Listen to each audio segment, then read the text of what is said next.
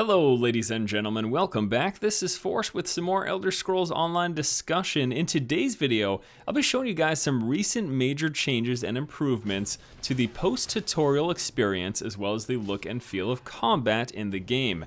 Now these changes just went through and I've been given the go-ahead to discuss them, but it's important to keep in mind that the game is still in testing and all of these are subject to change before the release. So with that said, let's jump right in. We're going to start off with the improvements to the post-tutorial experience.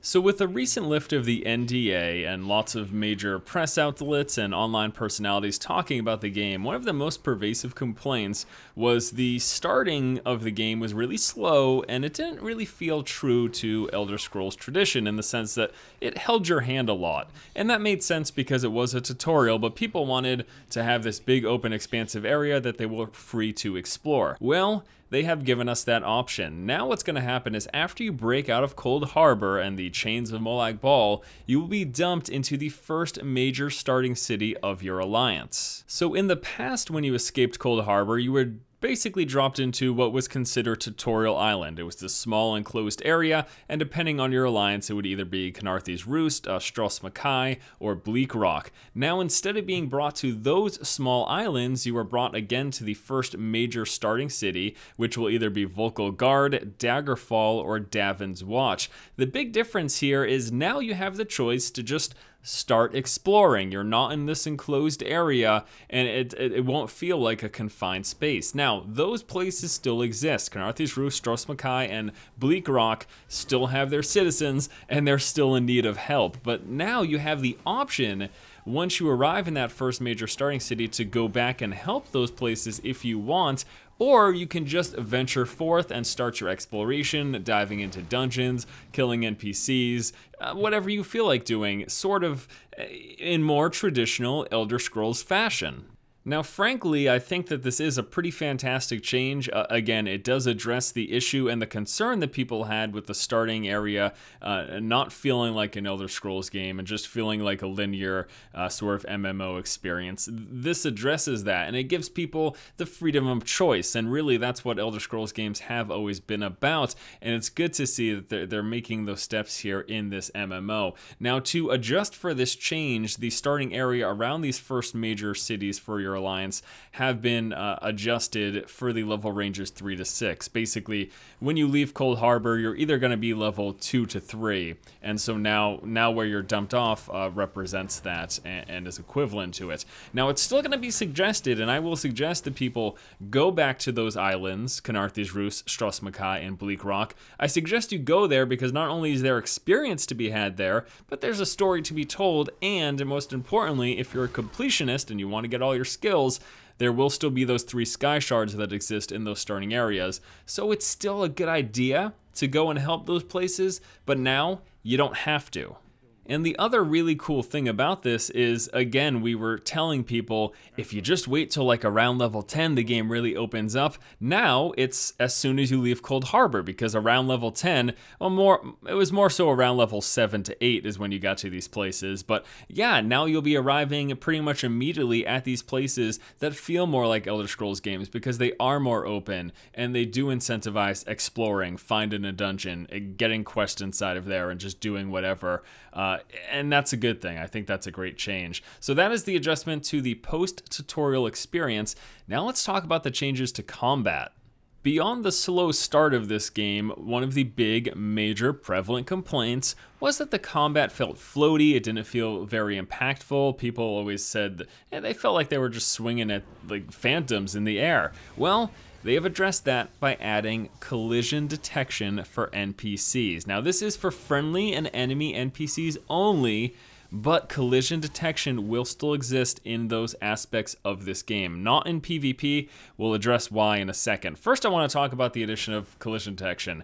You know, I wasn't sure how I felt about this because so many MMOs don't have collision detection and they're allowing you to walk through enemies and, you know, get behind them and stuff. But after playing around with it, I really, really like it. Now, it makes you have to be a lot more careful, and especially in PvE situations like group dungeons and endgame adventure zones, you're going to have to be a lot more aware of your surroundings because if you get flanked by a group of enemies, they could just encircle you and you wouldn't be able to move. You would literally be stuck there. I think at that point it'll be interesting to see what like leap movements and teleportation movements allow you to do. They should have let you pass through those creatures, but I don't really know at this point. But I do really like this change. Again, it makes the world around you feel more alive. If there are enemies to your left and right, if you try to move in those directions, you're going to bump up against them and you can't pass through them.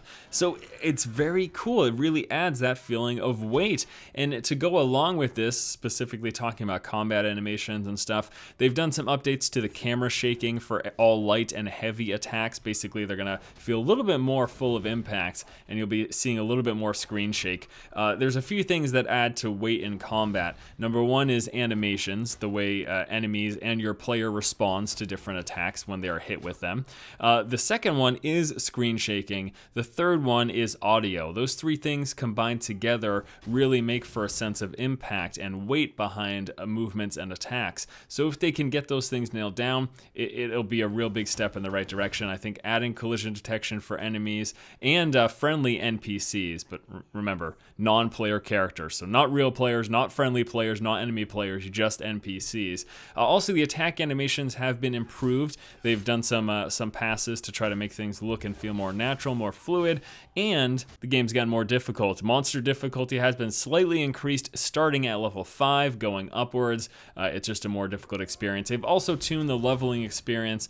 Basically, you start off leveling a little quicker, and then the curve gets more difficult as you move in towards getting towards level 50. So with improvements to attack animations, with additional camera shake available for light and heavy attacks, and the addition of collision detection allowing you to bump up against enemies and really make them feel like they're substantial and they exist within this world, I think all of those things are going to improve the combat experience for people in this game. Now let's talk about PvP. Collision detection is not in PvP. Why is that the case? Well, one of the big reasons is that they had to make a decision as to whether or not they wanted to have collision detection in a game like this and everything that goes with it, or have more people on screen, have a sort of a larger, more hectic battle experience. Because frankly, there are limitations as to what's capable, not only on server side, but also on the client side. And we actually have a quote here from a Q&A on the Elitist Jerks forums in which Brian Wheeler talked about this very issue. He said that having worked on games with player collision in PvP before, they found that it was far more valuable to offer players larger battles with a better server and client performance than smaller battles with player collision, and this is all due to the hits that servers take when you implement collision detection in a PvP experience.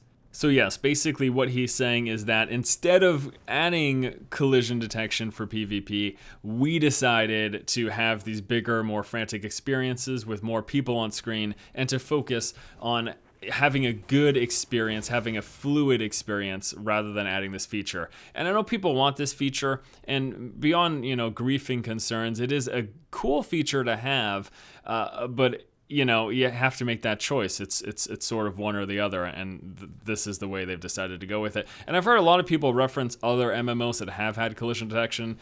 In this discussion, frankly, lots of people were bringing up Warhammer Online, which I thought was a strange thing to talk about, because if you're going to reference a feature in an MMO, you probably shouldn't pick an MMO that failed and was shut down. Because obviously, now I'm not saying the game shut down because it had collision detection in PvP. I'm sure that was a great aspect to the game, but it's just funny to reference a game that basically no longer exists as a point of inspiration. So that is basically it for the recap of the big major changes that we saw to the starting experience as well as the look and feel of combat. A couple of other cool things I thought was worth mentioning. Number one, we've got the inclusion of Dark Fissures. These are smaller versions of the Dark Anchors where several Daedra will appear and they must be defeated to close the fissure. They're basically designed to be a solo experience. And you might say, well, Force, I saw you solo a Dark Anchor the other day. That might no longer be the case because Dark Anchor's difficulty has been ramped up. There will be more Daedra, they will be spawning at a faster rate, and the difficulty at the boss of the end of the Dark Anchors has been increased. So I don't know if you're going to see me soloing much more of these unless I out-level them. Also, more stuff to loot. They've increased the ability to loot objects within the environment, the crates, the barrels, all that sort of stuff. There's a lot more stuff to pick up, which traditional Elder Scrolls fans should really be happy about. And that is pretty much going to do it for this video. Once again, guys, just wanted to update you about some of the big changes that just recently went through. I was given permission to talk about these. Really excited about, honestly, all of it. I'm really excited to see what people think of the new starter experience, where you're just dumped into this more open area and you have more freedom. I'm excited to see what people think about the inclusion of collision detection. Now, without playing it yourself, how do you guys feel about any of the changes discussed here today in this video? Please let me know in the comment section below. I'd love to hear your thoughts and opinions. Thanks so much for watching, guys. If you like the content, please subscribe, keep watching, and keep owning.